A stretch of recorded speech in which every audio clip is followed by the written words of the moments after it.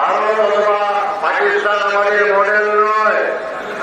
আমরা বাংলাভাষী, বাংলাদেশী। জনগণের প্রতি সরকারের যেমন দায়িত্ব রয়েছে, সরকারের প্রতি, রাষ্ট্রের প্রতি, দেশের প্রতিও আপনার রেসপন্সিবিলিটি রয়েছে। নদীকে গিয়ে মদিনার বাড়িতে বাজারে গেলেন, কোনো কায়দুকার মার্কেটে গেলেন, একটা ধনুক কিনবেন। নদীকে বিভিন্ন দেশের ধনুক দেখানো হলো, ইরানের ধনুক, ইরাকের ধনুক এবং মদিনা শরীফের ধনুক। এরপরে নদীজি নিজের দেশের জিনিসটা ক্রয় করে তিনি দেশ প্রেমের পরিচয় দান করলেন। বলেন আলহামদুলিল্লাহ। আমি আমার গ্রাম এলাকায় দেখেছি সরকার রাস্তা নির্মাণ করেছে, রাস্তার পাশে আপনার কুড়াল দিয়ে মাটি করে জিজ্ঞাসা করলাম কি করে, যে উই তুলে, উই জি তুলে। আমি জিজ্ঞাসা করলাম এগুলা যেহেতু উই তুলতে উইয়ের সাহায্যে আমরা মাছ মারবো, রাস্তার উপায় আপনার সরকার করে দিয়েছে। এই মাঠের ভিতরে আপনার রাস্তা তৈরি করার একটা ষড়যন্ত্র শুরু হয়েছে। এই ষড়যন্ত্র আমরা রুখে দিব ইনশাআল্লাহ, ইনশাআল্লাহ। আল্লাহু আকবার, আল্লাহু আকবার, আল্লাহ। আমার ভাইরা, সেজন্য নিজের দেশের প্রতি মায়া মমতা থাকতে হবে।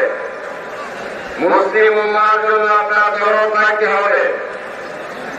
আল্লাহর নবী বলেছেন, আল মুমিনুনা কানুনি ওয়াহিদিন ইস্তিকাইনুহু ইস্তিকাকুল্লুহু।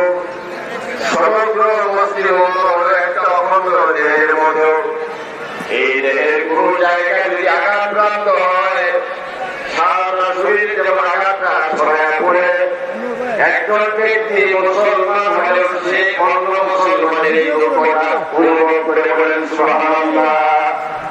নবী বলেছেন, মাগরিবের পরে ফজরের পরে যারা এই দোয়া পড়বে, আল্লাহুম্মা মাগফির লিল মুমিনিনা ওয়াল মুমিনাত ওয়াল মুসলিমিনা ওয়াল মুসলিমাত, আদায় করবে। আল্লাহ পাক এই বান্দা রাত্রিকে তার মাকবুল বান্দায় পরিণত করে দিবেন। নবী বলেছেন, ফজরের পরে মাগরিবের পরে 100 বার সুবহানাল্লাহ, আলহামদুলিল্লাহ, লা ইলাহা ইল্লাল্লাহ, আল্লাহু আকবার, আস্তাগফিরুল্লাহ, আল্লাহ পাক তাকে কবুল করে অপরন্ত সওয়াবটাকে দান করবেন। নবী বলেছেন, মাগরিবের পরে এবং ফজরের পরে ইস্তিগফার করুন 3 বার। আস্তাগফিরুল্লাহ আল্লাযী লা ইলাহা ইল্লা হুয়াল হাইয়ুল কাইয়্যুম ওয়া আতুবু ইলাইহি। আল্লাহ পাক তার জিন্দেগানির সমস্ত গুনাহগুলোকে মার্জনা করে দিবেন।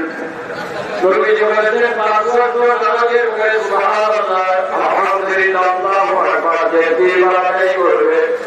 নবী বলেছেন, যারা 5 ওয়াক্ত নামাজের পরে একবার করে আয়াতুল কুরসি পাঠ করবে, অথবা মাগরিবের পরে 3 বার আয়াতুল কুরসি পাঠ করবে, অথবা ফজরের পরে 3 বার আয়াতুল কুরসি পাঠ করবে,